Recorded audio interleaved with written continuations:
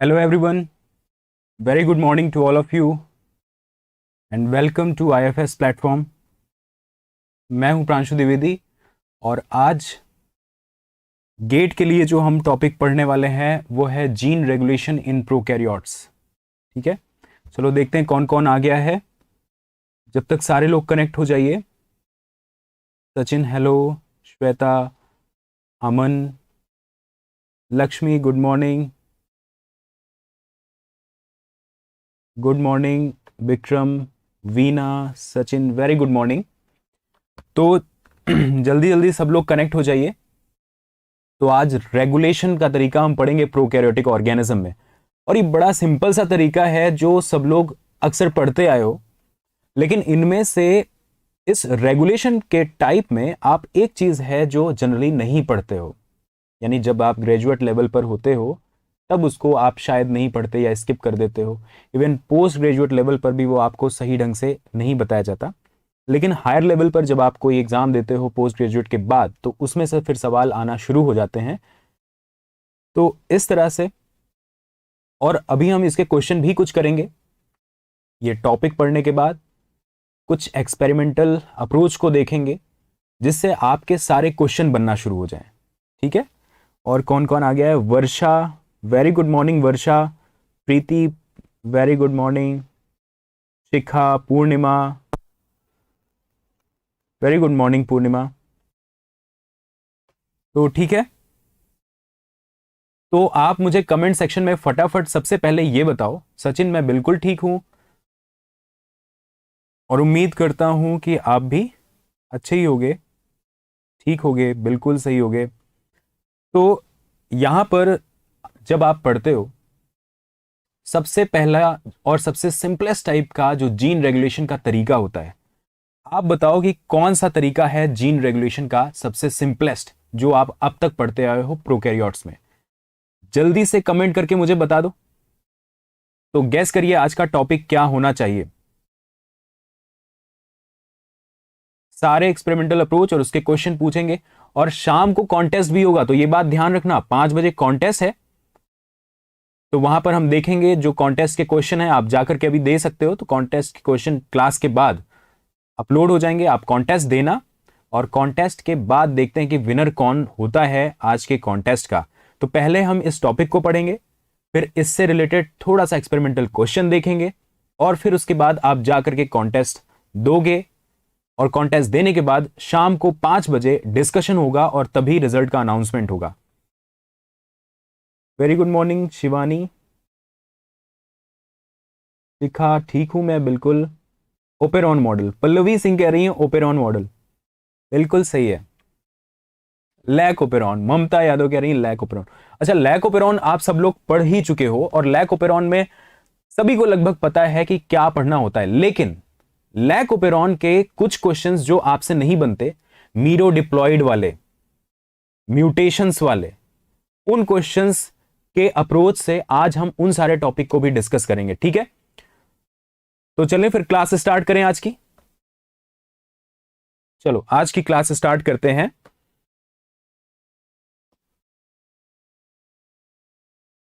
Prokaryotes में gene regulation का जो सिंपलेस्ट वे होता है that is lac operon.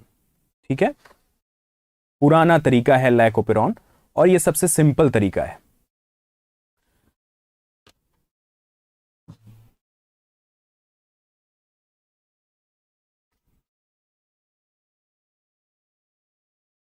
Simple तरीका है, और इसको आप कई जगह से पढ़ चुके होंगे, और हमारे आईएफएस पर भी इसको कई बार पढ़ाया गया है।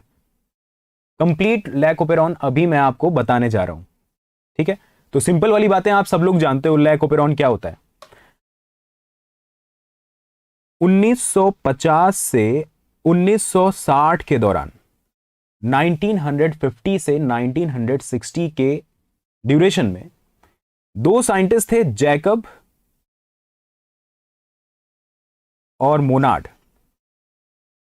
ये दोनों साइंटिस्ट कुछ अपने एक्सपेरिमेंट कर रहे थे, और एक्सपेरिमेंट में उन्होंने एक अजीब बात देखी। क्या बात देखी?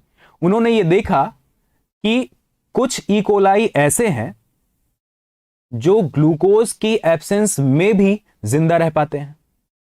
अब इससे पहले अभी तक यह माना जाता था कि ग्लूकोज ही सोल सोर्स है कार्बन का और कुछ भी ऑर्गेनिज्म ग्लूकोज की प्रेजेंस में ही ग्रो करेगा, लेकिन 1950 से 60 के दौरान यह देखा गया कि कुछ माइक्रो ऑर्गेनिज्म तो बिना ग्लूकोज के भी सरवाइव कर रहे हैं।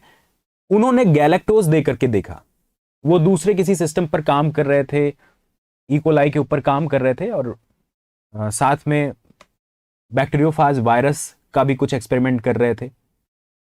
तो उन्होंने यह देखा कि अगर इकोलाई को लैक्टोज दिया जाता है बजाय ग्लूकोज के, तो भी इकोलाई आराम से सरवाइव कर लेता है। सारे इकोलाई नहीं, लेकिन हां कुछ इकोलाई आराम से सरवाइव कर पाते हैं। अब वो सारे इकोलाई जो लैक्टोज की प्रेजेंस में ग्रो कर पा रहे थे, ग्लूकोज नहीं था फिर भी, उन इकोलाई को उन्होंने अलग कर लिया। बाकी सारे तो इकोलाई मर गए, लेकिन कुछ इकोलाई जो बच गए उन्होंने अलग किया, उसको कल्चर किया और फिर यह पता चला कि ये जो इकोलाई हैं ऐसा क्या कर पा रहे हैं कि लैक्टोज की प्रेजेंस में भी सरवाइव कर पाते हैं, ग्रो कर पाते हैं। उसके बाद फिर एक्सपेरिमेंट यहां से स्टार्ट हुआ, उसके बाद डिस्कवरीज स्टार्ट हुई। बाद में पता चला कि ये जो इकोलाई हैं इनके अंदर कुछ खास तरीके के जीन हैं और ये खास तरीके के जीन किसी स्पेशल कंडीशन में ही एक्सप्रेस होते हैं। ऐसे जीन जो लैक्टोज को कैटाबोलाइज कर पाए, ग्लूकोज गैलेक्टोज में कन्वर्ट कर पाए, ग्लूकोज को इस्तेमाल कर पाए, ऐसे लैक्टोज को कैटाबोलाइट करने वाले जीन इकोलाई के अंदर किसी स्पेसिफिक कंडीशन में ही एक्सप्रेस होते हैं। और ना केवल स्पेसिफिक कंडीशन में एक्सप्रेस होते हैं, जबकि ये स्पेशल तरीके की कंडीशन में ही इनका एक्सप्रेशन ऑन होता है। बाकी सारे समय हम देखेंगे कि इसका एक्सप्रेशन ऑफ रहता है। बाद में पता चला कि कोई एक जीन नहीं है, कई सारे जीन होते हैं इसमें इन्वॉल्व होते हैं और इनका एक्सप्रेशन एक तरीके की हार्मनी मेंटेन करके रखता है। और इन सबको एक्सप्रेस करवाने के लिए इनके पास कोई ना कोई रेगुलेटर्स भी होते हैं। इन सारे जीन का जो एक्सप्रेशन के तरीका था, पैटर्न था, वो ओपेरा हाउस से मैच करता था, जहां पर कोई एक डिसाइड करता है कि ओपेरा हाउस, आपने देखा होगा ओपेरा शो होता है, ओपेरा शो में कोई एक होता है इंस्ट्रक्टर जो म्यूजिक को इस तरीके की डंडी लिए रहता है और ऐसे ऐसे करता है, ऐसे ऐसे करता है, तो सारे उसी तरीके से म्यूजिक बजाना शुरू करते हैं। वो जितना हाई बीट करेगा उतना हाई बीट निकलेगी म्यूजिक की, आपने ऐसा देखा होगा। तो इसी तरीके का वहां भी कोऑर्डिनेशन देखने को मिल रहा था। अब ये सब कैसे बायोलॉजिकल सिस्टम में काम करता है, इस तरह का रेगुलेशन कैसे बायोलॉजिकल सिस्टम में है, इसको पता करने के लिए जब एक्सपेरिमेंट हुए तो पता चला कि लैक ओपेरॉन में लैक्टोज को कैटाबोलाइज करने वाले जीन एक्सप्रेस करते हैं। ठीक है, तो लैक ओपेरॉन कैसा ओपेरॉन हो गया? Catabolic operon, catabolic operon. ठीक है, और इस कैटाबॉलिक ओपेरॉन में कैटाबॉलिक ओपेरॉन का मतलब तो समझ ही गए, ऐसे ओपेरॉन जो किसी को कैटाबोलाइज करने के लिए एक्सप्रेस हो। और अगर एनाबॉलिक ओपेरॉन होता तो वो किसी ना किसी एनाबॉलिज्म में इन्वॉल्व होता, कुछ सिंथेसिस करने में इन्वॉल्व होता, जैसे ट्रिप्टोफैन के ओपेरॉन होते हैं। पर यहां पर हम कह रहे हैं ये तो कैटाबॉलिक ओपेरॉन है। खैर, ये कैटाबॉलिक ओपेरॉन काम कब करता है? When there is lactose in the surrounding of bacteria, natural condition में या मीडियम में कह लो कि जब लैक्टोज प्रेजेंट हो। ओपेरॉन के अंदर कुछ जीन होंगे, तो ये लैक ओपेरॉन है और इस लैक ओपेरॉन के पास कुछ जीन हैं जो कैटाबॉलिज्म का काम करते हैं। और इन जीन में Z, Y, A, ये 3 जीन है बेसिकली जो कैटाबॉलिज्म में इन्वॉल्व हैं। अब इन 3 तरीके के जीन क्या क्या बनाते हैं, इनके प्रोडक्ट क्या बनते हैं और ये कैसे कैटाबोलाइज करते हैं, Z क्या बनाता है, ये अगर एक्सप्रेस होगा तो इससे बनेगा बीटा गैलेक्टोसाइडेज। बीटा गैलेक्टोसाइडेज काम क्या करता है, ये एक एंजाइम है और ये लैक्टोज को कन्वर्ट कर सकता है ग्लूकोज और गैलेक्टोज में। लैक्टोज को कन्वर्ट किस में कर देगा, ग्लूकोज और गैलेक्टोज में, ठीक है। पर लैक्टोज सेल को क्रॉस करके, बैक्टीरिया की प्लाज्मा मेम्ब्रेन को लैक्टोज क्रॉस करके अंदर पहुंचे, उसके लिए कुछ ना कुछ ट्रांसपोर्टर की भी जरूरत पड़ेगी। तो ये बैक्टीरियल प्लाज्मा मेम्ब्रेन है, suppose this is bacterial plasma membrane. तो लैक्टोज इसको क्रॉस करके अंदर पहुंचे, इसके लिए स्पेशल टाइप के ट्रांसपोर्टर की जरूरत पड़ती है। और ये ट्रांसपोर्टर काम कैसे करते हैं, ये प्रोटॉन को अंदर की तरफ अलोंग ग्रेडियंट मूव कराएंगे। प्रोटॉन अंदर की तरफ अलोंग ग्रेडियंट आता है, तो फिर लैक्टोज को अगेंस्ट ग्रेडियंट अंदर लाया जा सकता है। ये सेकेंडरी एक्टिव ट्रांसपोर्ट हैं जो इस तरह से काम करते हैं, और इन ट्रांसपोर्टर का नाम है परमिएज। इन ट्रांसपोर्टर को क्या कहा जा रहा है, परमिएज। तो ये ट्रांसपोर्टर है, कोई प्रोटीन है, इसके भी कोई ना कोई जीन होंगे। और परमिएज के जीन कौन से हैं, परमिएज के जीन हैं Y। तो लैक Y ये परमिएज का जीन है। इसके बाद कई बार ये जो लैक्टोज है, ये लैक्टोज किसी टॉक्सिक सब्सटेंस में कन्वर्ट हो सकता है, या हो सकता है कि इसी चैनल से थायोगैलेक्टोज एंटर कर जाए। परमिएज से ही हो सकता है, प्रोटॉन के साथ लैक्टोज के बजाय हो सकता है इधर थायोगैलेक्टोज एंटर हो जाए।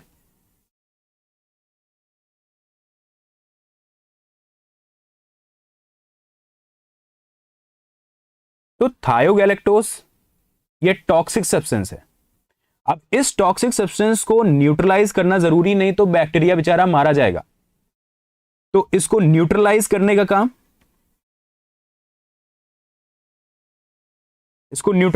का काम कौन करता है, लैक ए से बनने वाला एंजाइम जिसका नाम है thiogalacto trans acetylase. Thiogalacto trans acetylase. तो हम कह रहे हैं कि लैक्टोज को अंदर लाने के चक्कर में कई बार गड़बड़ी हो जाती है कि थायोगैलेक्टोज आ जाता है जो कि टॉक्सिक है। अब इसको न्यूट्रलाइज करने के लिए ए का भी एक्सप्रेशन होगा। तो आप देख रहे हो, जब कभी भी लैक्टोज को तोड़ने की जरूरत पड़ेगी, लैक्टोज को कैटाबोलाइज करने की जरूरत पड़ेगी, तो सिर्फ बीटा गैलेक्टोसाइडेज की जरूरत ही नहीं है, आपको Y की भी जरूरत है, ताकि परमिएज यानी ट्रांसपोर्टर बने जो लैक्टोज को अंदर ला सके। और लैक्टोज को लाने के चक्कर में गड़बड़ी हो सकती है, तो उस टॉक्सिक सब्सटेंस को न्यूट्रलाइज करने के लिए थायोगैलेक्टो एसिटिल ट्रांसफरेज की भी जरूरत या ट्रांस एसिटाइलेज की जरूरत पड़ती है, जो कि इसको न्यूट्रलाइज कर पाए। परमिएज काम क्यों कर पाता है, क्योंकि यहां पर ऑलरेडी कई सारे प्रोटॉन पंप लगे होते हैं जो एटीपी खर्च करके प्रोटॉन को लगातार बाहर की तरफ पंप कर रहे होते हैं। तो प्रोटॉन का ग्रेडियंट बाहर की तरफ बना होता है, ठीक है। तो ये सारे जीन हो गए, ये इस तरह से काम करते हैं। नाउ ये जीन एक्सप्रेस हर समय नहीं कर रहे होते, और ना तो इन जीन को हर समय एक्सप्रेस करने की जरूरत है। ये जीन तभी एक्सप्रेस करना चाहिए जब मीडियम में ग्लूकोज ना हो, जब मीडियम में सिर्फ और सिर्फ गैलेक्टोज हो, या सिर्फ और सिर्फ लैक्टोज हो, सॉरी, सिर्फ और सिर्फ अगर लैक्टोज है तभी इनको एक्सप्रेस करना चाहिए। क्योंकि जब ग्लूकोज है तो फिर लैक्टोज को ला करके इतनी सारे मेहनत करने की क्या जरूरत है, इतने जीन के एक्सप्रेशन कराने की क्या जरूरत है, क्योंकि हर जीन का जब कभी भी एक्सप्रेशन होगा तो बहुत ज्यादा एटीपी लगती है। ठीक है प्रिया, थैंक यू सो मच।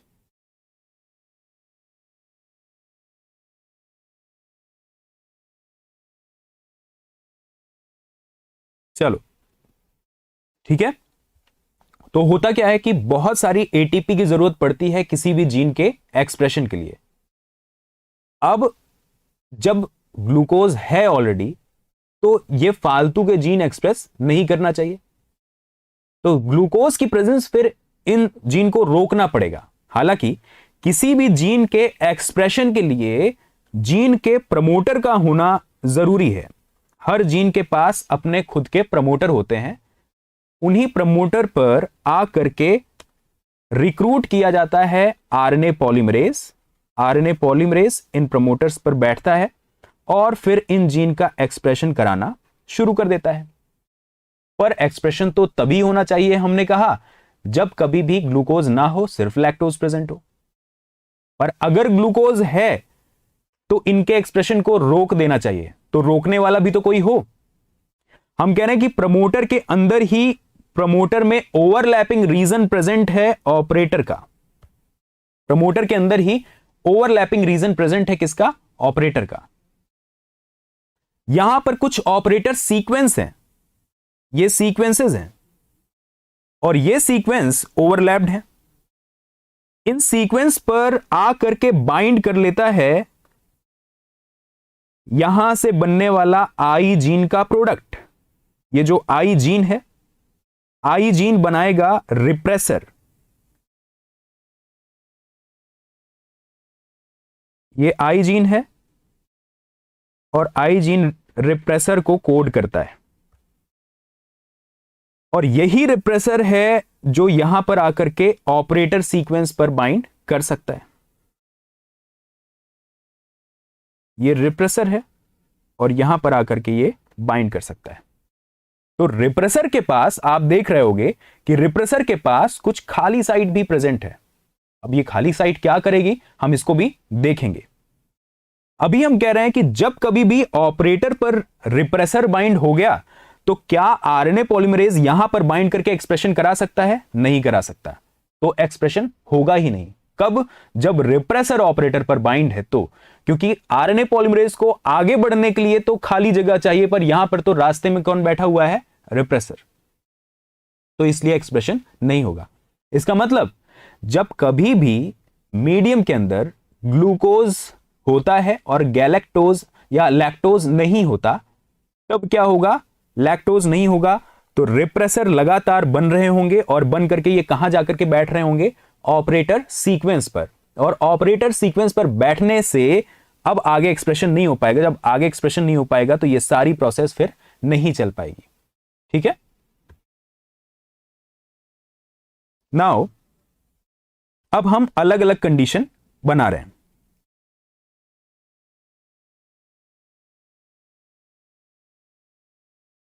तो हमने कहा ऑपरेटर सीक्वेंस 1 2 3 शिवानी मिश्रा बता रही है, बिल्कुल ऑपरेटर सीक्वेंस भी अलग अलग होती है, और ऑपरेटर सीक्वेंस के लिए जो रिप्रेसर होते हैं उनकी एफिनिटी भी अलग अलग होती है। इसको भी हम बाद में डिस्कस करेंगे। ठीक है, चलिए तो आगे हम बात करते हैं कि कंडीशन है। अब डिफरेंट डिफरेंट कंडीशंस में क्या क्या रिस्पॉन्स होता है, अब हम उसकी बात कर रहे हैं। देखिए, ये ओपेरॉन ऐसा ओपेरॉन है जिसको हम कह रहे हैं कि जबरदस्ती इस पर ब्रेक पहले लगा करके रखा जाता है, और जब जरूरत पड़े तभी इसको इंड्यूस किया जाता है। वैसे तो नॉर्मल कंडीशन में एक्सप्रेशन बंद है, पर जरूरत पड़ने पर इसके एक्सप्रेशन को कराया जाएगा। लैक ओपेरॉन इसलिए इंड्यूसेबल ओपेरॉन की कैटेगरी में रखे जाते हैं। तो हम एक बार वापस से कंडीशन पढ़ने से पहले, अभी तक जिस हिसाब से हम बात कर रहे हैं कि लैक ओपेरॉन, एक तो कैसे ओपेरॉन है? ये कैटाबोलिक ओपेरॉन।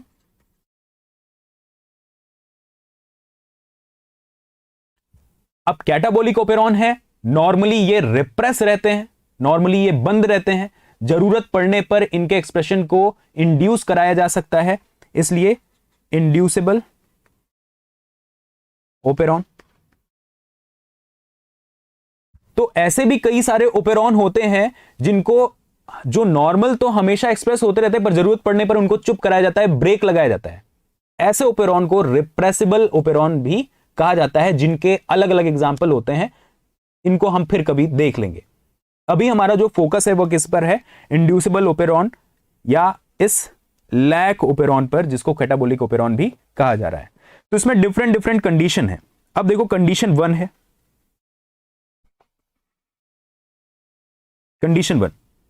कंडीशन वन में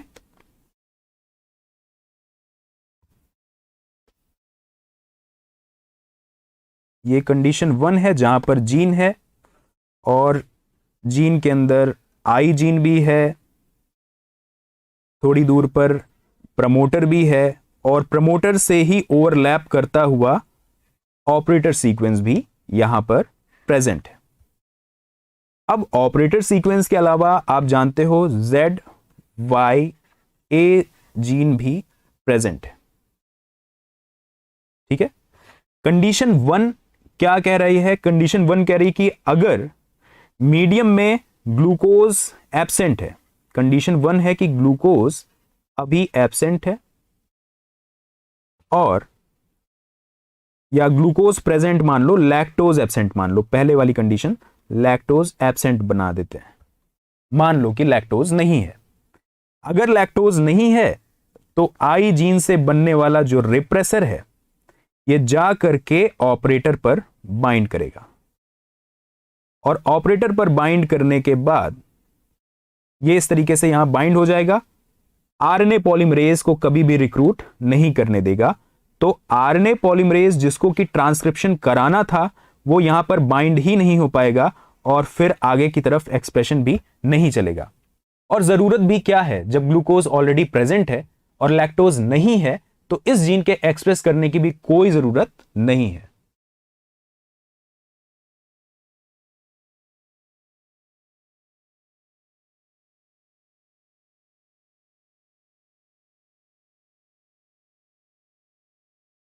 ठीक है, ठीक है, चलो आगे बढ़ते हैं।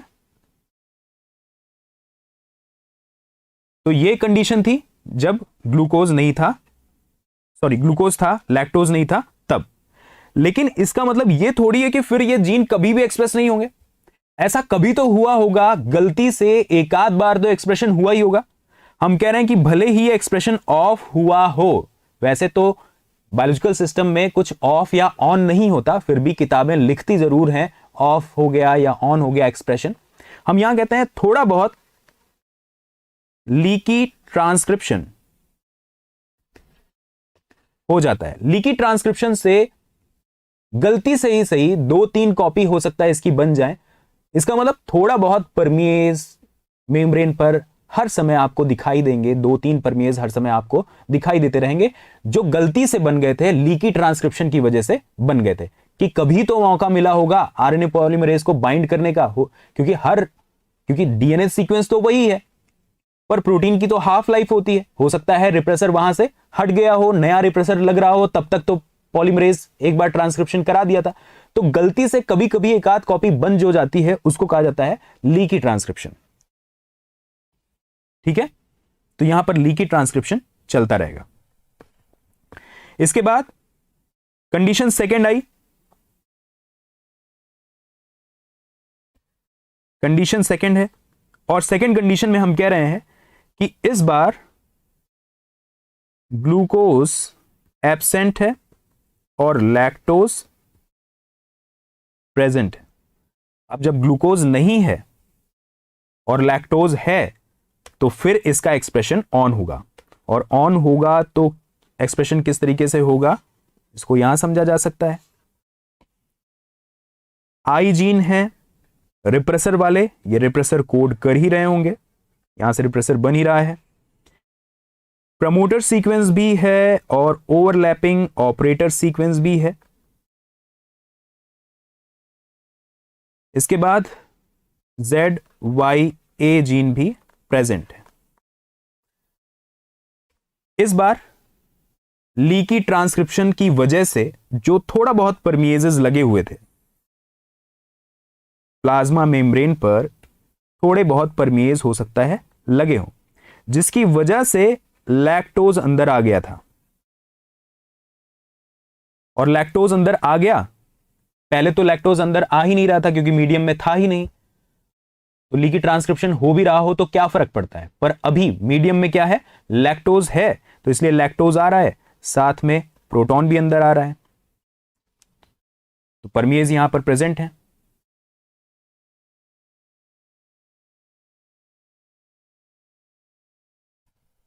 Thank you Babu Rao. तो यहां पर परमेज है। नाउ अब हम कह रहे हैं कि बेसल लेवल या लीकी ट्रांसक्रिप्शन की वजह से थोड़ा बहुत बीटा गैलेक्टोसाइडेज भी होंगे, तो बीटा गैलेक्टोसाइडेज भी यहां पर थे, बीटा गैलेक्टोसाइडेज, और बीटा गैलेक्टोसाइडेज ने क्या किया, लैक्टोज का ब्रेकडाउन किया। लैक्टोज का ब्रेकडाउन करके वैसे तो वो कन्वर्ट कर देते हैं ग्लूकोज और गैलेक्टोज में, पर कई बार ऐसा भी होता है कि वो जब ब्रेक डाउन कर रहे हो तो कुछ इस तरीके से इनके बीच बॉन्ड बन जाए, और ये बीटा 1,6 ग्लाइकोसिडिक लिंकेज है और ये एलोलैक्टोज कहलाता है। ये गलती से हो सकता है, यानी हर समय ऐसा नहीं होता, गलती से ऐसा हो सकता है क्योंकि ब्रेकडाउन करने के बाद 1,4 ग्लाइकोसिडिक लिंकेज को तोड़ने के बाद हो सकता है बॉन्ड अपने आप वापस बन जाए, और अगर अपने आप वापस बन जाएगा तो हो सकता है 1,4 लिंकेज के बजाय 1,6 लिंकेज बन जाए, और ऐसा स्ट्रक्चर क्या कहलाता है, एलोलैक्टोज। हम कह रहे थे कि अभी तक रिप्रेसर यहां पर बाइंड था ऑपरेटर वाले जगह पर, लेकिन एलोलैक्टोज की एफिनिटी बहुत ज्यादा होती है रिप्रेसर से, इसलिए एलोलैक्टोज जा करके रिप्रेसर से बाइंड हो जाएगा। हम कह रहे थे कि जब तक रिप्रेसर बाइंड था तब तक तो आरएनए पॉलीमरेज बाइंड नहीं हो पा रहा था, यहां पर तब तक रिक्रूट नहीं हो पा रहा था, पर अब जैसे ही एलोलैक्टोज बाइंड किया तो एलोलैक्टोज के बाइंड होने की वजह से अब आप देखोगे कि रिप्रेसर के अंदर बाइंडिंग की वजह से कंफर्मेशनल चेंज हुई। याद रहे कि किसी भी तरीके का कोई भी मॉलिक्यूलर इंटरेक्शंस होते हैं तो हमेशा कुछ ना कुछ कंफर्मेशनल चेंज आती है। तो बाइंडिंग जैसे हुई एलोलैक्टोज की रिप्रेसर से कंफर्मेशनल चेंज आई, इस कंफर्मेशनल चेंज की वजह से अब ये ऑपरेटर से हट गया, और जैसे ही ऑपरेटर से हटा तो अब आरएनए पॉलीमरेज को बाइंड होने की जगह मिल गई, और अब आरएनए पॉलीमरेज आसानी से बाइंड हो सकता है, आरएनए पॉलीमरेज अब आसानी से बाइंड हो सकता है। अभी तक तो हम कह रहे थे बाइंड ही नहीं हो रहा था, पर अब प्रमोटर पर आसानी से बाइंड हो गया क्योंकि रोकने वाला कोई है नहीं, और फिर ट्रांसक्रिप्शन स्टार्ट हो जाएगा, और ट्रांसक्रिप्शन जैसे ही स्टार्ट हुआ तो ZYA तीनों बनने लग गए, और तीनों का काम क्या है, Z से बनने वाला बीटा गैलेक्टोसाइडेज तुरंत लैक्टोज को ब्रेक करेगा, Y क्या करेगा, परमिएज खूब सारे ट्रांसपोर्टर को मेम्ब्रेन पर लगा देगा ताकि खूब सारे लैक्टोज अंदर आ जाएं, सबका ब्रेकडाउन चले, और A क्या करेगा, तुरंत थायोगैलेक्टोज को न्यूट्रलाइज कर देगा अगर कभी गलती से भी आ गए तो। ठीक है,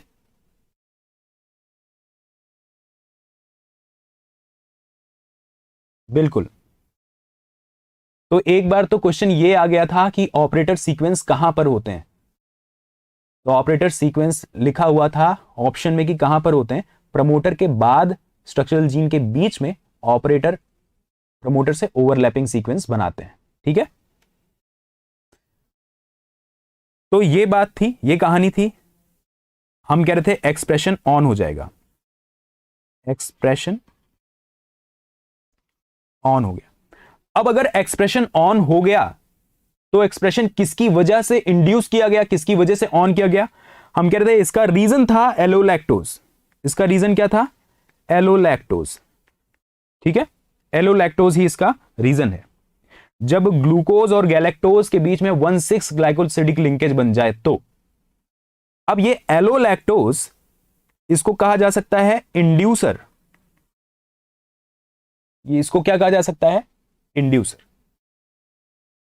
नाउ आर्टिफिशियल सिस्टम के अंदर आर्टिफिशियल एक्सप्रेशन सिस्टम के अंदर हम इस लैक ओपेरॉन का इस्तेमाल कर सकते हैं और जरूरत पड़ने पर जीन का एक्सप्रेशन करवा सकते हैं।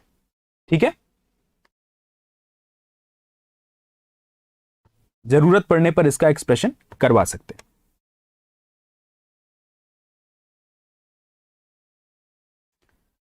तो artificial expression system,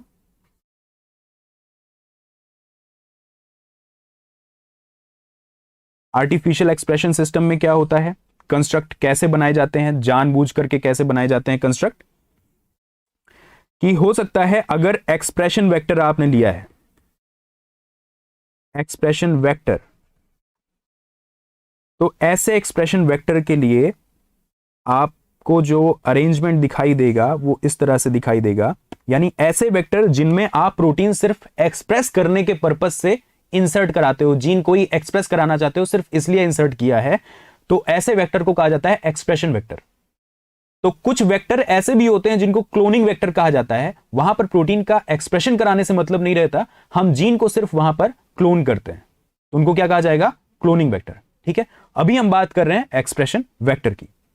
expression vector में आई जीन रहता है, यहां पर प्रमोटर रहेगा, ऑपरेटर सीक्वेंस भी रहेगी, और फिर आपका जीन ऑफ इंटरेस्ट यहां पर रहता है प्रमोटर के बाद, जीन ऑफ इंटरेस्ट, जिस जीन को आप एक्सप्रेस कराना चाहते हो वो वाला जीन यहां पर प्रेजेंट है, और उसके बाद लास्ट में लैक जेड भी प्रेजेंट है। ठीक है, अब सब एक ही प्रमोटर से एक्सप्रेस कर रहे हैं, आप इनको देख सकते हो। तो यहां पर नॉर्मल कंडीशन में क्या होगा, रिप्रेसर बाइंड करेगा ऑपरेटर से, और ऑपरेटर बाइंड करने के बाद, और रिप्रेसर कैसा होता है, डाइमेराइज होता है। हालांकि ये टेट्रामर भी बना सकते हैं, रिप्रेसर टेट्रामर भी बना सकते हैं, पर अभी हम डाइमर वाली फॉर्म पढ़ रहे हैं, टेट्रामर आगे हम पढ़ेंगे जिसकी वजह से स्टेरिक हिंड्रेंस होता है। ठीक है, यहां पर बाइंड कर गया कौन, एलोलैक्टोज, और अगर एलोलैक्टोज बाइंड कर गया, हालांकि आर्टिफिशियल सिस्टम में एलोलैक्टोज के बजाय किसी आर्टिफिशियल इंड्यूसर का इस्तेमाल किया जाता है, जिसको अभी हम थोड़ी देर में देखने वाले हैं। तो सपोज ये कंस्ट्रक्ट आपके बैक्टीरिया के अंदर है, जानबूझ करके आपने ऐसा कंस्ट्रक्ट बैक्टीरिया को दे रखा है और उसके अंदर अपना जीन ऑफ इंटरेस्ट लगा रखा है। आप चाहते हो कि आपका जीन एक्सप्रेस हो, अगर आप अपने जीन को एक्सप्रेस कराना चाहते हो तो किसी तरह से इस एक्सप्रेशन सिस्टम को ऑन करना होगा, इंड्यूस करना होगा। ठीक है, अब अगर आप इंड्यूस कराना चाहते हो तो क्या करोगे, इंड्यूसर देना पड़ेगा, पर इंड्यूसर कौन सा होता है, जनरली नेचुरल सिस्टम में एलोलैक्टोज। यहां पर आप क्या करते हो, इंड्यूसर को देते हो IPTG, IPTG act as inducer, तो यहां पर आईपीटीजी दिया जाता है। आईपीटीजी का फुल फॉर्म आइसोप्रोपाइल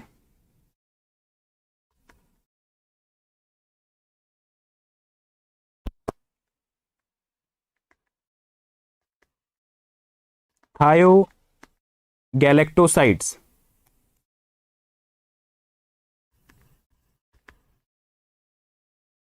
ये है आईपीटीजी।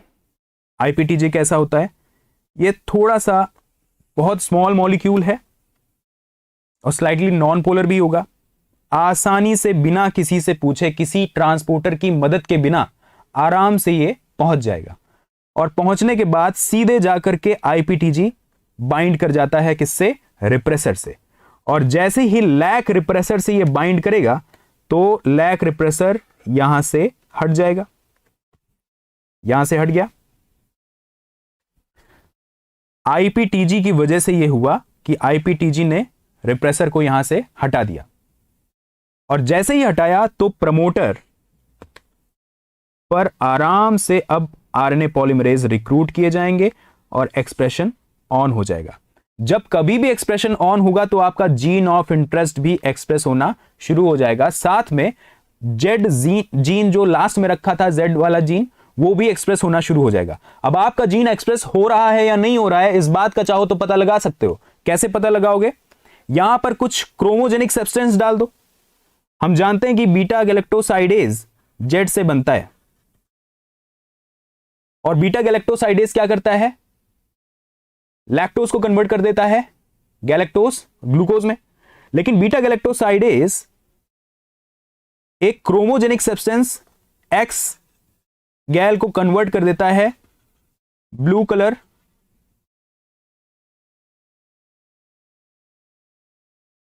प्रोडक्ट में। तो क्रोमोजेनिक सबस्ट्रेट है एक्स गैल।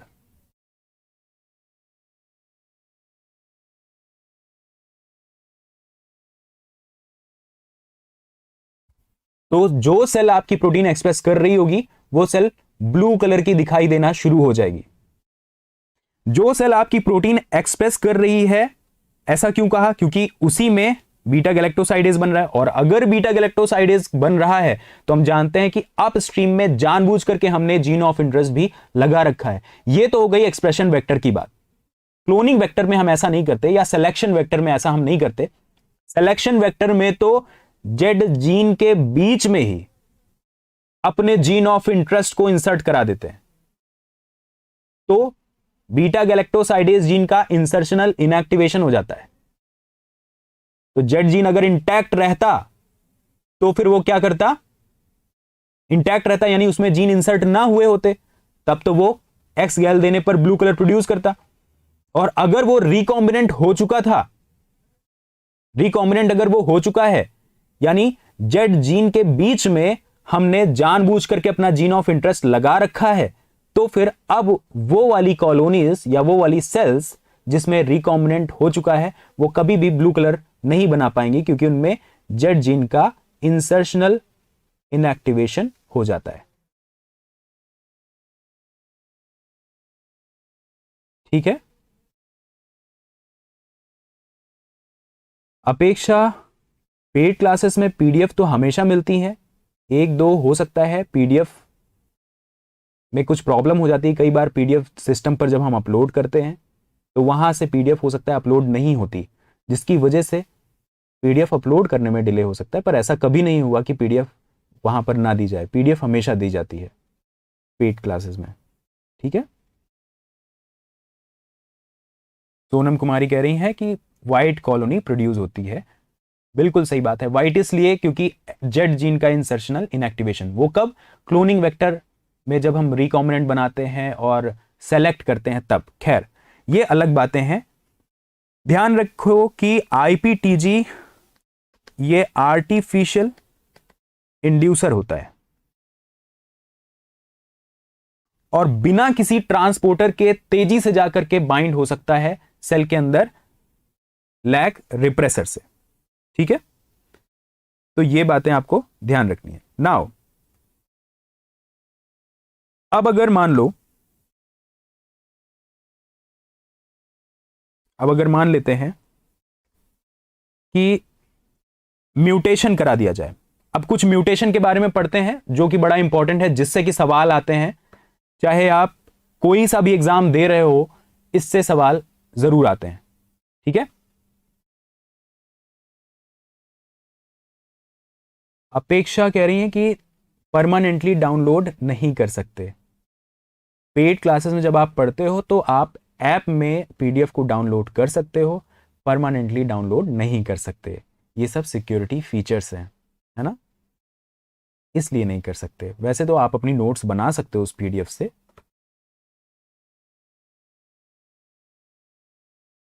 चलो आगे बढ़ते हैं म्यूटेशंस के बारे में। अब मान लो कि कुछ स्पेशल टाइप के म्यूटेशंस हैं। ठीक है। म्यूटेशंस हम देखते हैं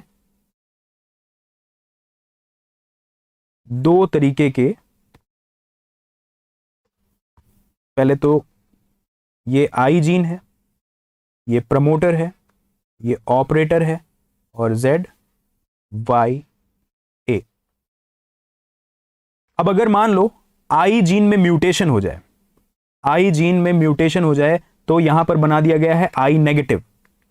आई जीन में म्यूटेशन होने की वजह से अब क्या होगा, आई जीन में म्यूटेशन होने की वजह से यानी ये जो रिप्रेसर यहां से बन रहा था, ये रिप्रेसर फंक्शनल नहीं बनेगा।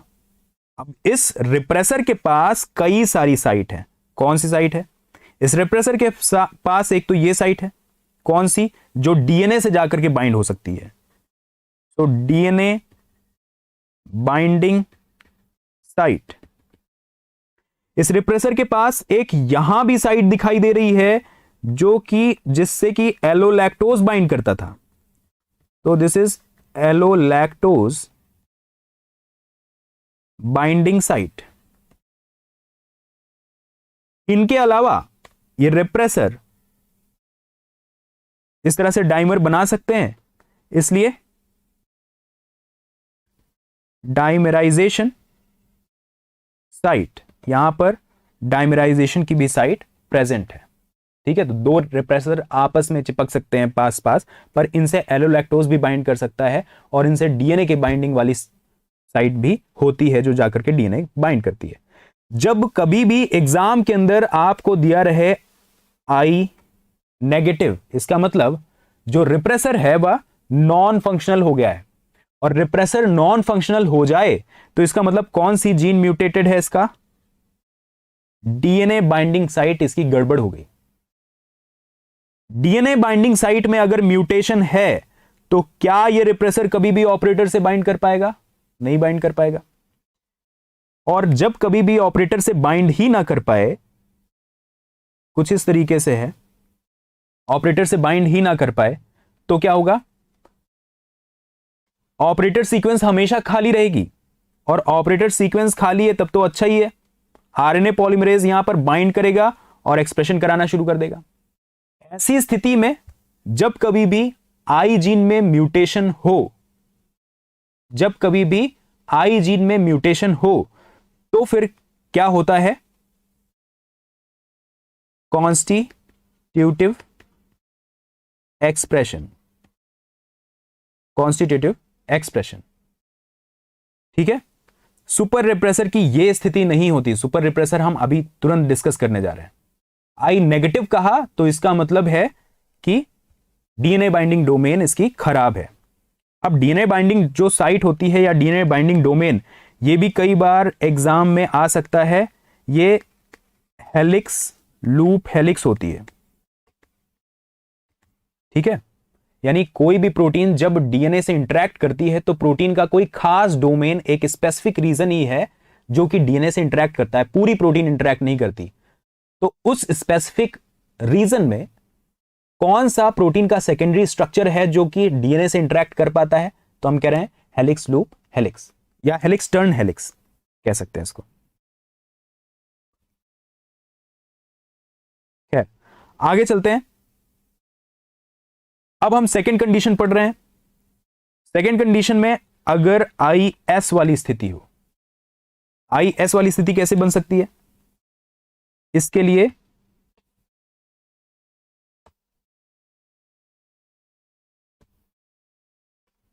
आई जीन तो है, लेकिन इस बार इसके अंदर बहुत ज्यादा ताकत आ गई है, गेन ऑफ फंक्शन हो गया है।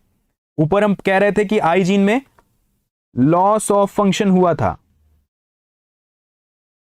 पर आई एस का मतलब यह सुपर रिप्रेसर बन गया है। और सुपर रिप्रेसर कैसे बन सकता है? ये सुपर रिप्रेसर में म्यूटेशन ऐसा होता है कि एलोलैक्टोज बाइंडिंग साइट इसकी खराब हो जाती है। एलोलैक्टोज बाइंडिंग साइट म्यूटेटेड। ठीक है, अब यहां पर प्रमोटर है, ऑपरेटर भी है, ZYA भी है। जब कभी भी एलोलैक्टोज बाइंडिंग साइट ही खराब हो जाए,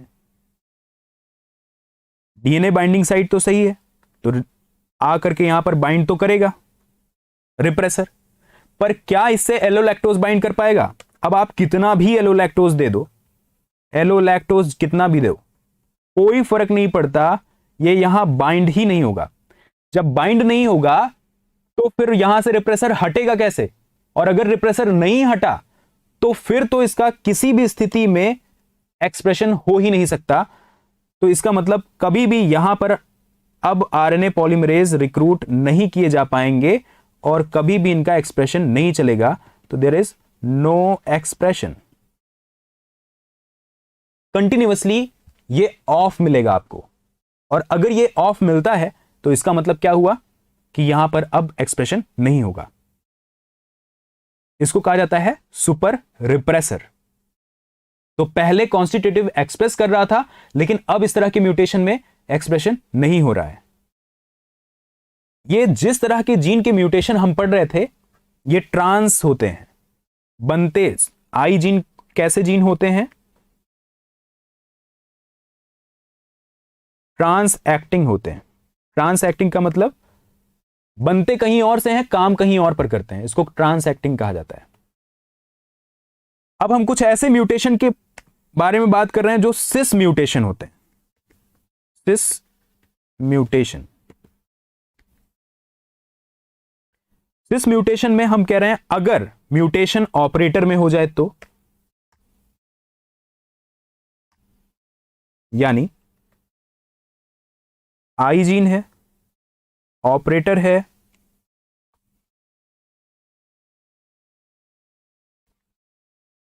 ZYA, ठीक है। हम कह रहे हैं कि म्यूटेशन कहां पर हो गया है इस बार? ऑपरेटर में। और ऑपरेटर अगर म्यूटेशन हो जाए तो इसको कहा जाता है OC।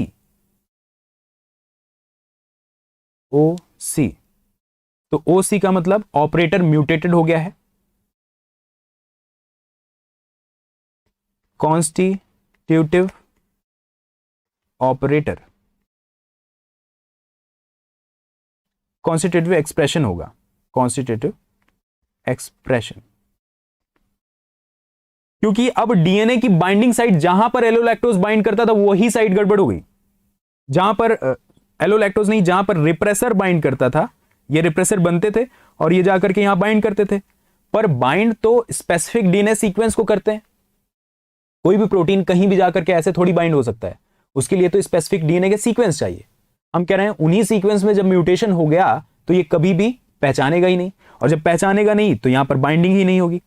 जब ऑपरेटर पर कभी भी रिप्रेसर बाइंड ही ना हो पाए तब तो बढ़िया ही है, फिर तो आरएनए पॉलीमरेज रिक्रूट ही होगा, और रिक्रूट होगा तो एक्सप्रेशन कराएगा। अब कोई रोकने वाला नहीं है, कितना भी कोशिश कर ले, इवन सुपर रिप्रेसर भी क्यों ना हो।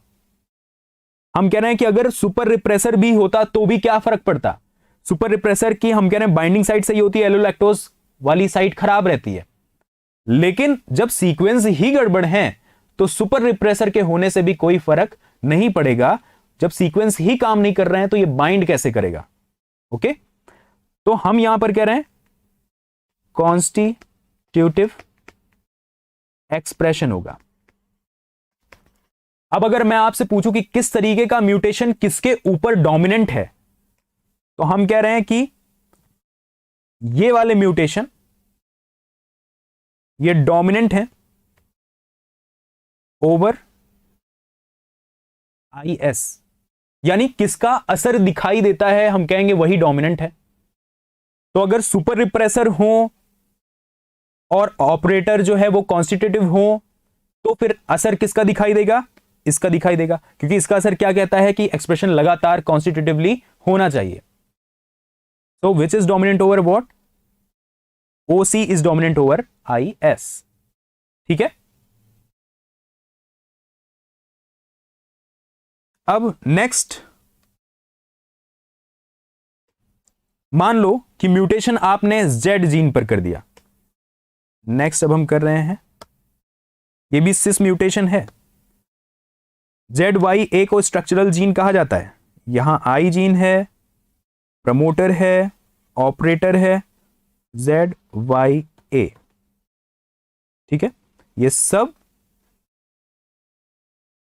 स्ट्रक्चरल जीन, फाइनली यहीं से काम होगा।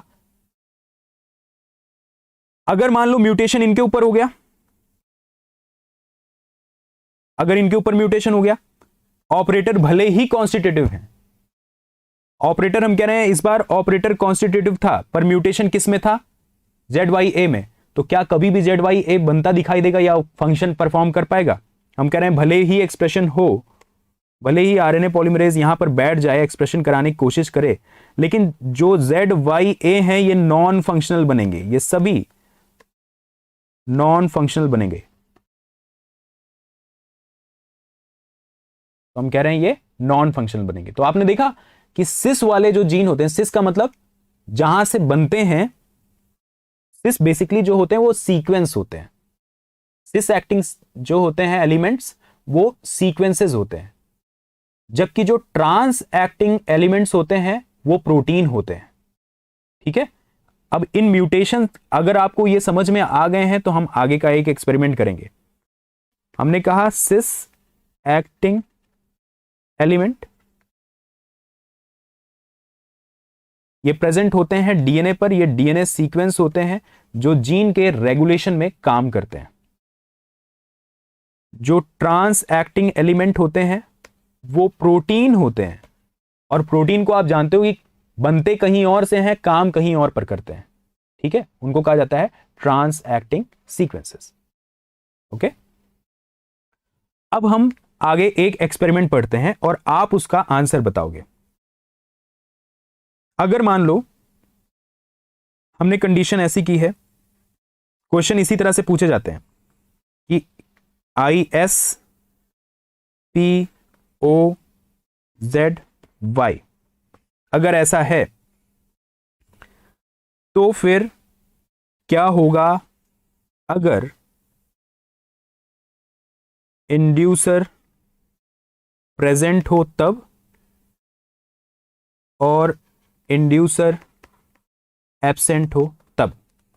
बताओ इंड्यूसर की प्रेजेंस या एब्सेंस में एक्सप्रेशन होगा या नहीं। अगर अरेंजमेंट इस तरीके का है तो बीटा गैलेक्टोसाइडेज का एक्सप्रेशन आपको बताना है। Expression of beta galactosidase, beta galactosidase का एक्सप्रेशन होगा या नहीं होगा, इंड्यूसर की प्रेजेंस में होगा।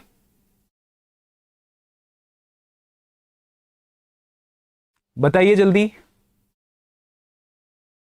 मैं आपके आंसर्स का वेट कर रहा हूं, फटाफट मुझे बताइए कि अगर इंड्यूसर प्रेजेंट है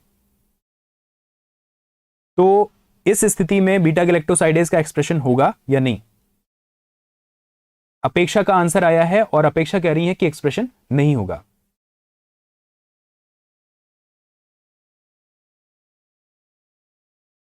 ओके, मिहिर कह रहे हैं कि एक्सप्रेशन होगा।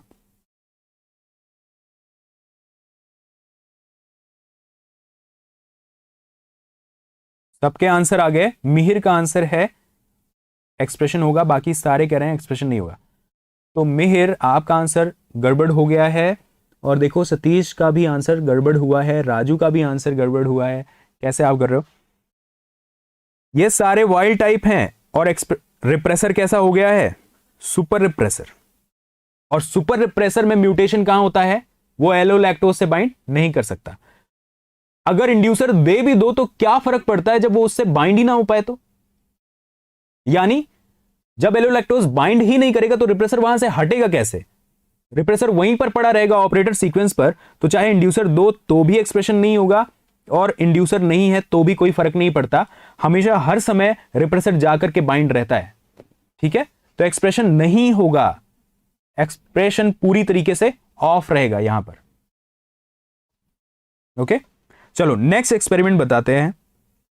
अगर मान लो इस बार आई जीन जो है वो वाइल्ड टाइप है, प्रमोटर नॉर्मल है, ऑपरेटर कॉन्स्टिट्यूटिव है, और ZY ये है।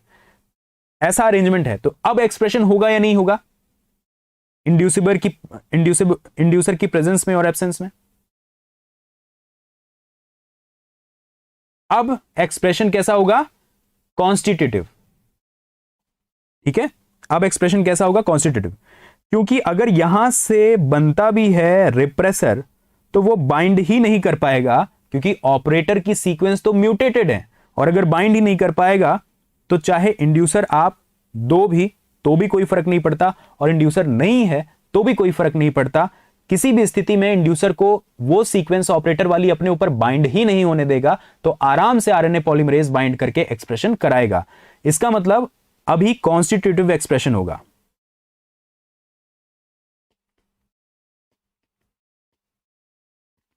यानी अब ये ओपेरॉन इंड्यूसिबल नहीं रह गया, अब तो कॉन्स्टिट्यूटिवली एक्सप्रेस कर रहा है।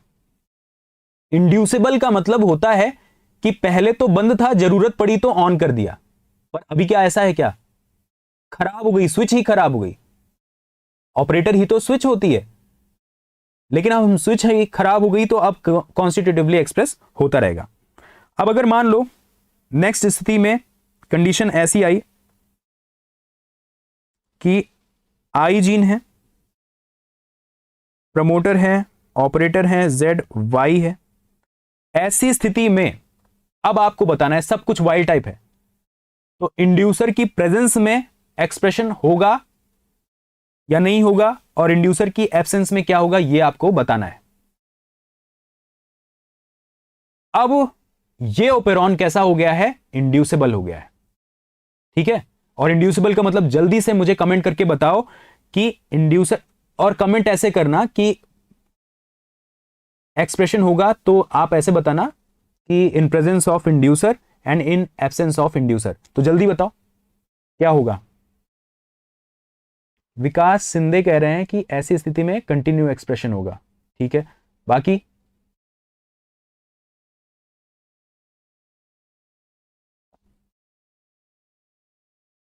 देखो, ये तो वाई टाइप हो गया ना, और यहां पर अभी ये इंड्यूसिबल ओपेरॉन है। देखो सबसे बढ़िया आंसर किसका आया है? संदीप का आया है। Only in presence of inducer. Yes, expression is there but only in presence of inducer. कैसे? क्योंकि यहां से तो बन गया रिप्रेसर, और रिप्रेसर जाकर के ऑपरेटर पर बाइंड करेगा। पर अगर सोचो कि इंड्यूसर प्रेजेंट है, तो इंड्यूसर प्रेजेंट है तो ये क्या करेगा? इंड्यूसर प्रेजेंट होगा तो यहां से इसको हटा देगा। ठीक है, इंड्यूसर यहां से इसको हटा देगा, और हटा देगा तभी एक्सप्रेशन होगा। और अगर इंड्यूसर नहीं हुआ तो ऑपरेटर पर हमेशा रिप्रेसर बाइंड रहेगा। इसका मतलब इंड्यूसर की प्रेजेंस में तो एक्सप्रेशन होगा, और इंड्यूसर की एब्सेंस में बीटा गैलेक्टोसाइडेज का एक्सप्रेशन नहीं होगा। ठीक है, so only in presence of inducer. Okay, अब अगर मान लो नेक्स्ट में मैं बताता हूं कि सपोज अरेंजमेंट ये वाला है, I S P O C Z Y. अब आप बताओ कि क्या होगा, एक्सप्रेशन होगा या नहीं होगा? इस बार प्रमोटर काम नहीं कर रहे, पी वाला म्यूटेटेड है, प्रमोटर म्यूटेटेड है। और जब कभी प्रमोटर ही म्यूटेटेड हो जाए तो आरएनए पॉलीमरेज फिर कभी बाइंड ही नहीं कर सकता, क्योंकि प्रमोटर ही है जहां पर आरएनए पॉलीमरेज जिनको पहचानता है आकर के वहीं पर बाइंड होता है, और वहीं से एक्सप्रेशन स्टार्ट होता है। किसी जीन के पास अगर उसके प्रमोटर ही गड़बड़ हो जाए तो आरएनए पॉलीमरेज बाइंड कहां करेगा? इसका मतलब अब किसी भी स्थिति में एक्सप्रेशन नहीं मिलेगा।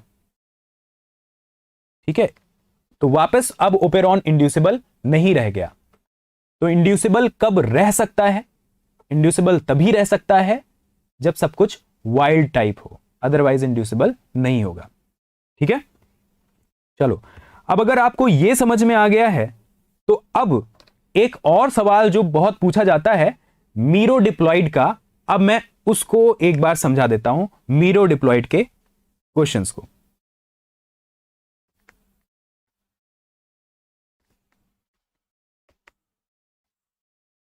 जैकब मोनार्ड ने इसको भी बनाया था। खूब सारी रिसर्च जैकब और मोनार्ड ने इस पर की, और सारे तरीके के रेगुलेशन इन्होंने लैक ओपेरॉन के देख लिए थे, और इसमें एक इन्होंने बनाया था मीरो डिप्लॉइड। और मीरो डिप्लॉइड ही ये बताता है, ये कंफर्म करता है कि इनमें से कौन से वाले जीन ट्रांस एक्टिंग हैं और कौन से वाले सिस एक्टिंग हैं। फॉर एग्जाम्पल, जैसे मैं अभी आपको बना करके बताता हूं, मान लो कि किसी जीन के अंदर या किसी ओपेरॉन के अंदर स्थिति ऐसी है, स्थिति ऐसी है ओपेरॉन के अंदर, तो बीटा गैलेक्टोसाइडेज, बताओ इसका एक्सप्रेशन होगा या नहीं होगा? अगर बीटा गैलेक्टोसाइडेज का एक्सप्रेशन पूछ रहा हूं मैं,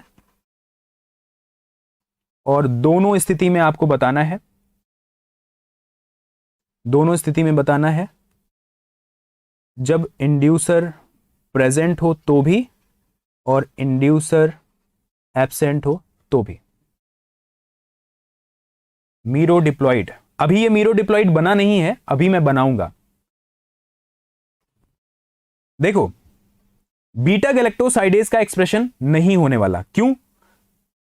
एक तो रिप्रेसर कैसा है, सुपर रिप्रेसर, दूसरा जेड वाला जीन है ही नहीं, और जब जेड वाला जीन ही नहीं है तो फिर क्या होगा, एक्सप्रेशन नहीं हो पाएगा।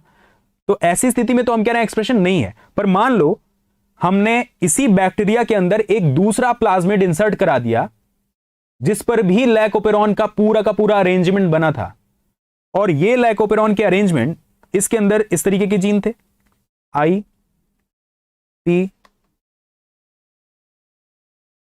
ओ जेड वाई। अब ये दोनों देखो, डिप्लॉइड तो तब होता है, कोई भी सेल डिप्लॉइड तब होती है जब पूरे जीनोम की एग्जैक्टली एक एक्स्ट्रा कॉपी उस ऑर्गेनिज्म में हो, तब तो उसको डिप्लॉइड कह देंगे। पर मीरो डिप्लॉइड का मतलब पूरे जीनोम की एक एक्स्ट्रा कॉपी नहीं प्रेजेंट है, डुप्लीकेटेड कॉपी प्रेजेंट नहीं है, जबकि जीनोम के किसी खास पार्ट की ही एक एक्स्ट्रा कॉपी प्रेजेंट है, इसको कहा जा रहा है मीरो डिप्लॉइड। तो इस तरह से हमने बनाया है बैक्टीरिया का मीरो डिप्लॉइड कि जिसमें सिर्फ लैक वाला रीजन ही एक्स्ट्रा उसके अंदर डाल दिया है। अब लैक वाले रीजन डबल है, जहां पर पूरे के पूरे लैकोपेरॉन है वो डबल है। जो इसके खुद के जीनोम में था लैकोपेरॉन वो ऐसा था, और बाहर से जो डाला गया है वो इस तरह से है, ये बन गया है मीरो डिप्लॉइड। अब आपको बताना है कि क्या इसका एक्सप्रेशन इंड्यूस कराया जा सकता है या नहीं कराया जा सकता। अब जल्दी से बताओ।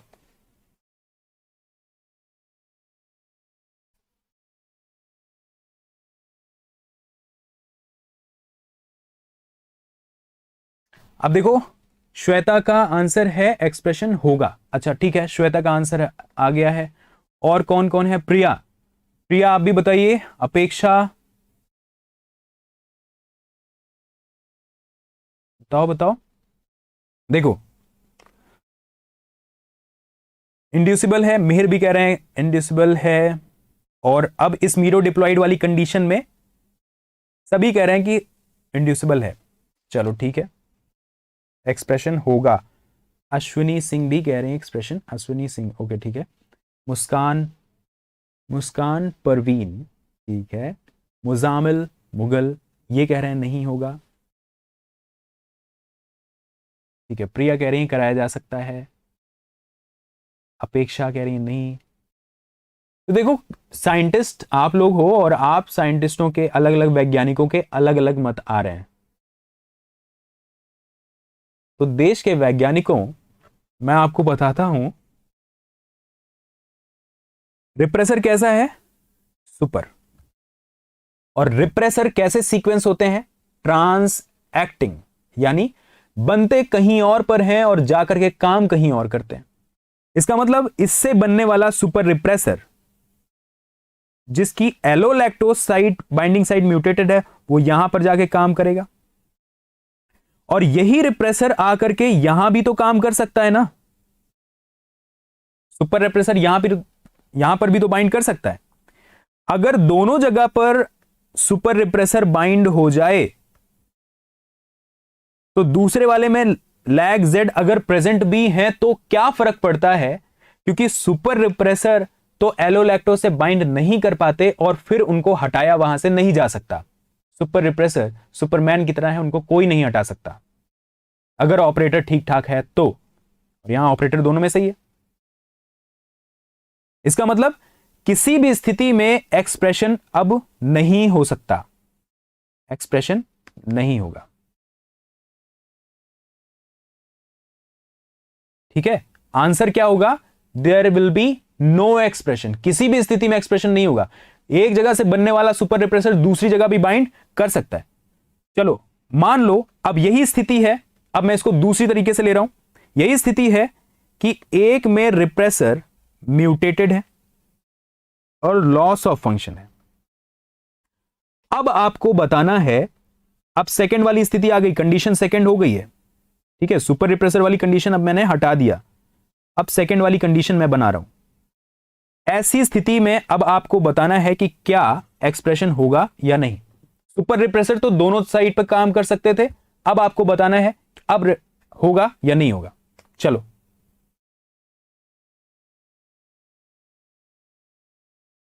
बताओ, जल्दी से बताओ, आंसर तो करिए।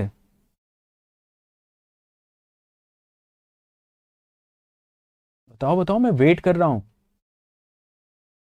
आंसर कहां है आपके। बीटा गैलेक्टोसाइडेज का एक्सप्रेशन इंड्यूसर की प्रेजेंस में या एब्सेंस में होगा या नहीं होगा। एक्सप्रेशन होगा, तो एक्सप्रेशन होगा किसकी प्रेजेंस में, इंड्यूसर की प्रेजेंस में होगा या नहीं होगा। अब आपको यह बताना है कॉन्स्टिट्यूटिव एक्सप्रेशन होगा या इंड्यूसिबल होगा। कॉन्स्टिट्यूटिव या इंड्यूसिबल, ये जल्दी से बताओ, एक्सप्रेशन कैसा होगा, कॉन्स्टिट्यूटिव या इंड्यूसिबल। इंड्यूसिबल का मतलब तब जब इंड्यूसर प्रेजेंस हो तभी, कॉन्स्टिट्यूटिव का मतलब प्रेजेंस और एब्सेंस से कोई मतलब नहीं, हमेशा होता रहे। तो अब जल्दी से ये बताओ, कॉन्स्टिट्यूटिव होगा या इंड्यूसिबल होगा। अश्विनी कह रहे हैं नहीं होगा, मुजामिल एक्सप्रेशन कैन अकर, ये कह तो रहे हैं। श्वेता कह रही हैं कि कॉन्स्टिट्यूटिव होगा। जल्दी से बताओ इंड्यूसिबल या कॉन्स्टिट्यूटिव। श्वेता का आंसर आया है कॉन्स्टिट्यूटिव, वर्षा का आंसर आया है इंड्यूसिबल। ठीक है, चलो देखते हैं क्या है आंसर। एक्सप्रेशन अब कॉन्स्टिट्यूटिव होगा, अरे सॉरी कॉन्स्टिट्यूटिव नहीं होगा, कैसा होगा, इंड्यूसिबल होगा। कैसे होगा, यहां पर देखो, यहां से तो आई जीन बन नहीं पा रहे, पर यहां से तो आई प्रोटीन यानी कि रिप्रेसर बन पा रहे हैं। अब ये रिप्रेसर इस ऑपरेटर पर भी बाइंड कर सकते हैं, इस ऑपरेटर पर भी बाइंड कर सकते हैं, और ऑपरेटर पर बाइंड करेंगे, इनको हटाने का तरीका क्या है। अब एलोलैक्टोज अगर आ जाए तो ही अब यहां से इसको हटा सकता है। एलोलैक्टोज के आने पर ये हट सकते हैं, क्योंकि एलोलैक्टोज जब इससे बाइंड हो जाएगा, एलोलैक्टोज के बाइंडिंग की वजह से ये यहां से हट जाएगा, और हट जाएगा तो फिर प्रमोटर एक्सप्रेस करेंगे तो जेड जीन एक्सप्रेस होगा। यहां से अगर रिप्रेसर हट भी गए तो भी जेड जीन तो काम के हैं ही नहीं, म्यूटेटेड हैं, डिलीट कर दिया गया इनको। तो पर ये मीरो डिप्लॉयड है ना, यहां से नहीं बन रहे तो क्या हुआ, यहां से तो बन सकते हैं, क्योंकि आई जीन जाकर के दोनों जगह पर काम कर सकता है, इससे बनने वाला प्रोटीन दोनों तरह काम कर सकता है। तो इसका मतलब इंड्यूसर की प्रेजेंस में एक्सप्रेशन होगा और एब्सेंस में एक्सप्रेशन नहीं होगा। ठीक है, अब अगर मान लो आपसे यह कह दिया जाए कि इस बार स्थिति ऐसी है,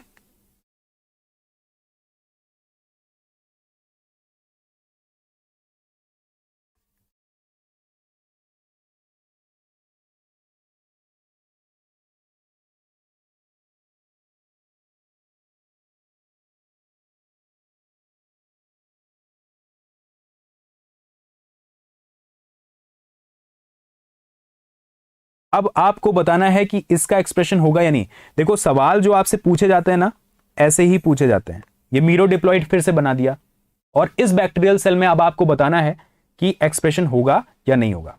अब जल्दी से बता दो मुझे।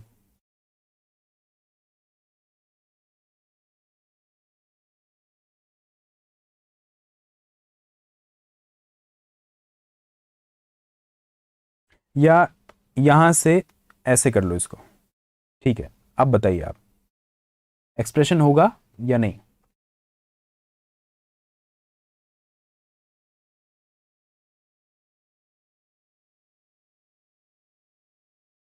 हाँ, मीरो डिप्लॉयड कंडीशन में श्वेता दोनों को कंसीडर किया जाएगा। और जब कभी भी देखो रिकवरी कब हो सकती है, आई जीन यहां नहीं था पर यहां वाला काम कर रहा था, बात समझ में आई। तो जो ट्रांस एक्टिंग एलिमेंट होंगे वो आपको देखना पड़ेगा दोनों में से किधर नॉर्मल है, फिर जिधर नॉर्मल वाला या सुपर रिप्रेसर वाला या डोमिनेंट वाला होगा वो फंक्शनल होगा। पर जो सिस वाले होंगे उनको रिकवर नहीं किया जा सकता मीरोडिप्लॉइड से। देखो अभी कैसे, पहले इसको बताओ एक्सप्रेशन होगा या नहीं। देखो आंसर आने लग गए। मिहिर जोशी कह रहे हैं कॉन्स्टिट्यूटिव एक्सप्रेशन होगा। ध्यान से सोच समझ के आंसर करना, यही आंसर आपके गलत होते हैं एग्जाम में, फिर आप परेशान होते हो। और अभी जब मैं बताऊंगा तो आप कहोगे कि कैसे हो रहा है सर। देखो प्रियंका का आंसर है, प्रियंका कह रही है एक्सप्रेशन नहीं होगा। मिहिर जोशी कह रहे हैं कि कॉन्स्टिट्यूटिव एक्सप्रेशन होगा।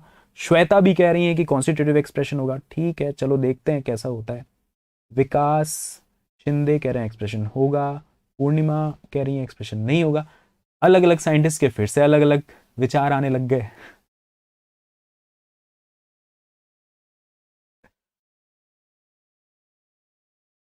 कैसे काम चलेगा। अच्छा एक बार एक काम करना, आप मेरी क्लास को वापस से पढ़ना। चलो ये तो अभी मैं खत्म कर दूंगा, इसके बाद आप वापस से पढ़ना और पढ़ने के बाद फिर आप बताना, ठीक है। चलो देखते हैं यहां पर एक्सप्रेशन होगा या नहीं होगा।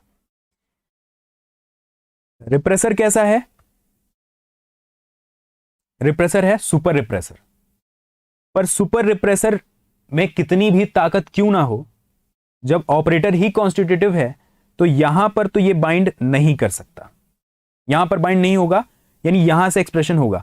लेकिन एक्सप्रेशन होगा भी तो किसका, जेड जीन तो है ही नहीं, तो बीटा गैलेक्टोसाइडेज तो बनेंगे ही नहीं। तो पहली वाले जीन से तो बीटा गैलेक्टोसाइडेज बने ही नहीं ना, क्योंकि जेड जीन ही काम नहीं कर रहा है। दूसरे वाले पर जा करके रिप्रेसर बाइंड कर जाएगा। सुपर रिप्रेसर है, ऑपरेटर नॉर्मल है, कॉन्स्टिट्यूटिव नहीं है, यहां पर बाइंड कर जाएगा। और सुपर रिप्रेसर ऑपरेटर काम वाले वाइट टाइप वाले ऑपरेटर पर एक बार जाकर के बाइंड कर गया तो फिर उसको हटाया नहीं जा सकता।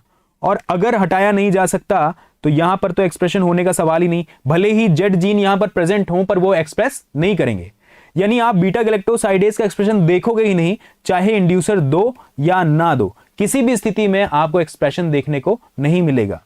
ठीक है, बात समझ में आ गई। देखो अपेक्षा का आंसर सही था और इनमें से श्वेता का आंसर गलत हो गया क्योंकि ये कह रही थी इंड्यूसिबल है। श्वेता इंड्यूसिबल कैसे हो सकता है, जब सुपर रिप्रेसर है तो एलोलैक्टोज तो बाइंडिंग साइट उसकी खराब हो चुकी है, एलोलैक्टोज तो कभी बाइंड ही नहीं करेगा ना। जब बाइंड नहीं करेगा तो रिप्रेसर वहीं बैठा रह जाएगा। इस पर नहीं बाइंड कर सकता पर इस पर तो बाइंड कर सकता है।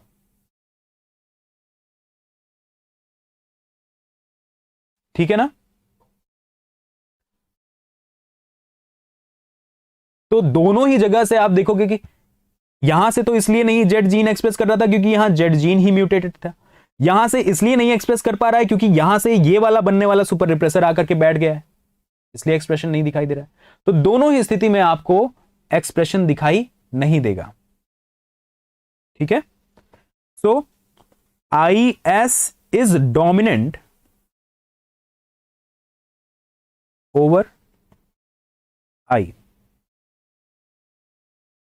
इसका असर दिखाई देगा। लेकिन हम ये भी पढ़ चुके हैं कि O C is dominant over I S. ठीक है, और जब जेड में ही म्यूटेशन हो जाए तो ये सबके ऊपर डोमिनेंट है। फिर स्ट्रक्चरल जीन में ही जब म्यूटेशन हो जाए तो फिर ये सबके ऊपर डोमिनेंट है। ठीक है, yes O C is dominant over O S. लेकिन देखो ना, ओ सी का असर दिखाई देगा पर जेड जीन जब है ही नहीं, हम कह रहे हैं कि ऑपरेटर से लगातार एक्सप्रेशन होगा, पर जो जीन बीटा गैलेक्टोसाइडेज बनाते थे वो जीन है ही नहीं। तो अगर एक्सप्रेशन कराए भी तो किसका कराए, बीटा गैलेक्टोसाइडेज देखने को नहीं मिलेगा। क्योंकि टेबल में यहां ऊपर आपने देखा क्या लिखा हुआ है, हम देख रहे हैं किसका एक्सप्रेशन, बीटा गैलेक्टोसाइडेज का एक्सप्रेशन। हम ये देख रहे हैं कि बीटा गैलेक्टोसाइडेज का एक्सप्रेशन देखने को मिलता है कि नहीं मिलता। तो इस वाले से इसलिए नहीं मिलेगा क्योंकि यहां जेड जीन नहीं है, और इससे इसलिए नहीं मिलेगा क्योंकि यहां पर ओएस आकर के बैठ जाएगा। देखो यहां के ऑपरेटर कैसे हैं, कॉन्स्टिट्यूटिव, पर यहां के तो नॉर्मल है ना। याद रहे कि सिर्फ प्रोटीन एक जगह से बनने वाली दूसरी जगह काम कर सकती है, पर ओसी वाला म्यूटेशन जो इस ऑपरेटर पर म्यूटेशन है वो इस ऑपरेटर के म्यूटेशन को थोड़ी ना अफेक्ट कर सकता है। यहां वाला ऑपरेटर के अंदर जो सीक्वेंसेस के अंदर म्यूटेशन होते हैं वो कभी भी दूसरी साइड को अफेक्ट नहीं कर सकते, वो उनकी खुद की इंट्रिंसिक प्रॉपर्टी होती है। किसी ऑपरेटर में म्यूटेशन हो गया, अगर वो एलो लैक्टोज से बाइंड नहीं कर पा रहा है तो उसमें और किसी का कुछ दूसरा कोई फंक्शन अफेक्ट नहीं होगा, सिर्फ यही प्रॉपर्टी उस पर्टिकुलर ऑपरेटर में होगी, यहां के ऑपरेटर को वो अफेक्ट नहीं कर पाएगा। तो मीरो डिप्लॉयड में अगर कंपनसेशन करना है, एक जीन म्यूटेट हो गया है उसके बदले दूसरा जीन डालना है, तो केवल ट्रांस एक्टिंग की रिकवरी हो सकती है या कंपनसेशन हो सकता है, सिस एक्टिंग का कोई भी कंपनसेशन नहीं हो सकता। ठीक है, सिस एक्टिंग का कंपनसेशन कैसे नहीं हो सकता? प्रमोटर भी कैसे होते हैं? सिस एक्टिंग। यानी अगर यहां पर स्थिति ऐसे ही हो,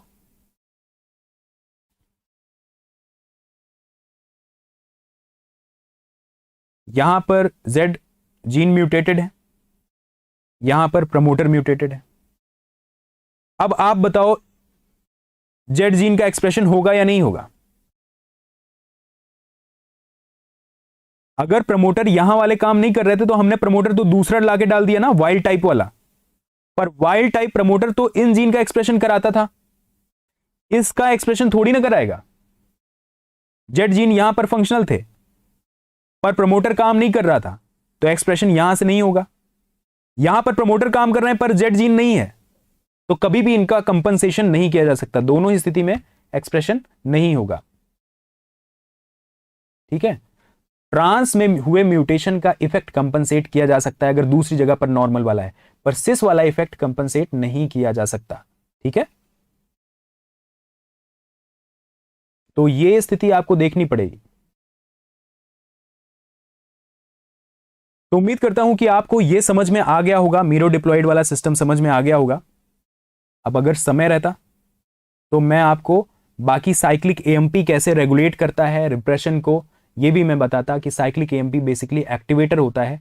आप चाहो तो 2 लाइन लिख लेना कि नेक्स्ट कंडीशन अगर हम बनाएं तो ग्लूकोज प्रेजेंट है और गैलेक्टोज दोनों प्रेजेंट है, तो लैक ओपेरॉन स्टार्ट नहीं होगा, लैक ओपेरॉन ऑफ रहेगा, ये स्टार्ट नहीं रहेगा। क्यों? क्योंकि जब ग्लूकोज प्रेजेंट है ही तो गैलेक्टोज को बनाने की क्या जरूरत है? ठीक है,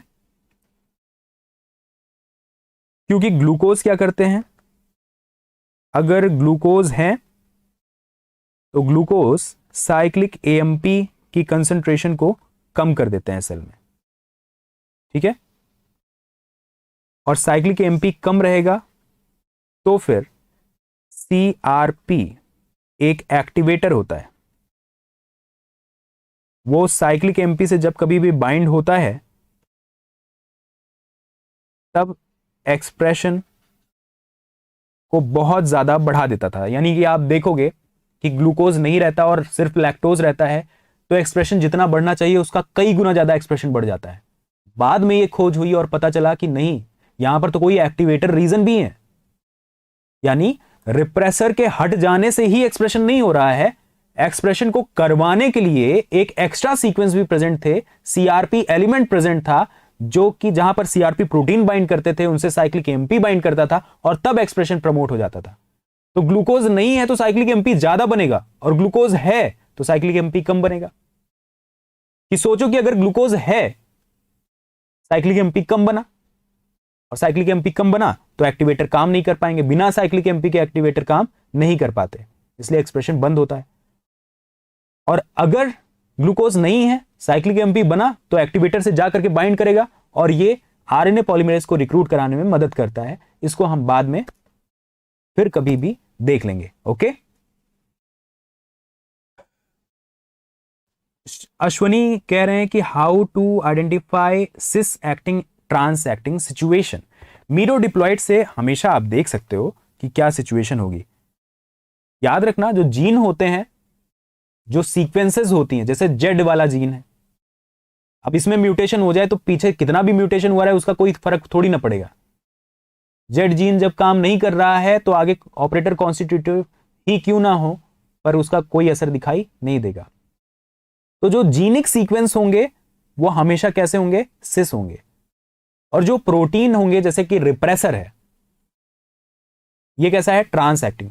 इसके जीन कहीं पर है पर ये काम कहीं भी कर सकता है ना, तो ये ट्रांस एक्टिंग हो गई। तो ये तो ऐसे भी समझा जा सकता है, आप वापस से क्लास को पढ़ना, आपको समझ में आ जाएगा। तो कैसी रही आप आज की क्लास, आप लोगों को मजा आया पढ़ने में?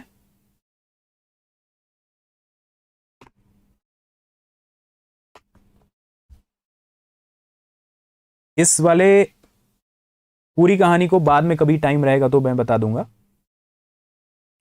फिर किसी दिन। अपेक्षा, नेक्स्ट लेक्चर मेरा कब होगा? नेक्स्ट लेक्चर पता नहीं कब होगा, देखते हैं कब होगा। नेक्स्ट लेक्चर वैसे आने वाला है, शेड्यूल होगा। आप आईएफएस ऑनलाइन के साथ बने रहिएगा। सब्सक्राइब अभी तक नहीं किया तो कर लीजिएगा ताकि आपको नोटिफिकेशन मिल जाए लेक्चर के।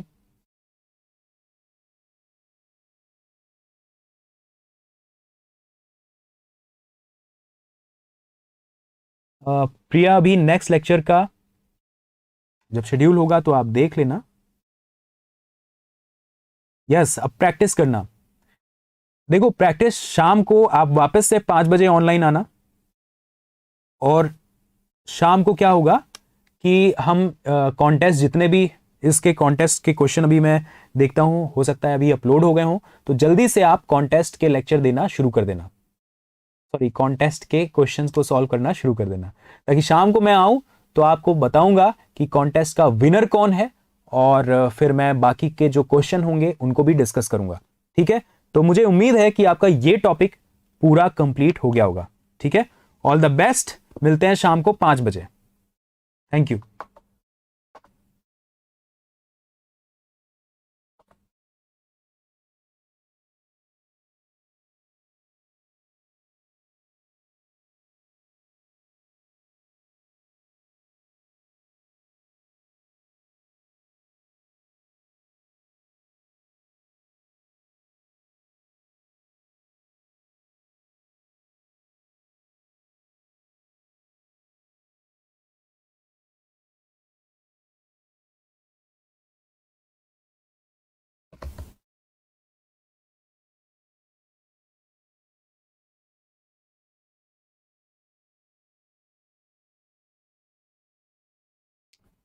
देखिए, कॉन्टेस्ट के लिए अभी आप लोगों को कॉन्टेस्ट का नहीं पता है क्या? आशीष, आप कह रहे हैं मेरा फर्स्ट क्लास है। देखो, मुझे वापस आना पड़ा, कमेंट आपके पढ़ रहा हूं मैं। देखो, अभी आप जाना, इस पर सर्च करना और आईएफएस ऑनलाइन पर जाना, तो वहां पर कॉन्टेस्ट होता है। आज का जो लेक्चर हुआ है, आज के इस लेक्चर से कॉन्टेस्ट के कुछ सवाल होंगे और उन्हीं सवालों को पूछा गया होगा। तो कॉन्टेस्ट में कुछ टाइम लिमिट होती है कि आपको इतनी देर में इस क्वेश्चन का आंसर देना है। आप उस कॉन्टेस्ट को करते हो, पूरा का पूरा प्ले करते हो कॉन्टेस्ट को, और सारे क्वेश्चन सही सही टिक करते हो, तो शाम को मैं देख करके बताऊंगा कि कॉन्टेस्ट का विनर कौन है। जिसने सबसे कम समय में सबसे ज्यादा सही सवाल किया होगा वही कॉन्टेस्ट का विनर होगा। ठीक है, तो आप जल्दी से आ जाना। शाम को 5 बजे उस कॉन्टेस्ट के क्वेश्चन का डिस्कशन भी है और विनर का अनाउंसमेंट भी है। तो 5 बजे मैं वापस आऊंगा। वेबसाइट पर है, बिल्कुल वेबसाइट पर ही है रेनू। ठीक है, और इसकी, आशीष, आपने मुझे मेरे मेल के बारे में पूछा था। आशीष, मैं मेल कैसे आपको दूं? ठीक है, अच्छा, मैं, आप कमेंट करना इस वीडियो के एंड हो जाने के बाद, आप कमेंट करना इस वीडियो पर। तो कमेंट सेक्शन में जो होगा, ये तो चैट बॉक्स है, कमेंट सेक्शन में मैं आपको कमेंट करके अपना मेल आईडी दे दूंगा। ठीक है,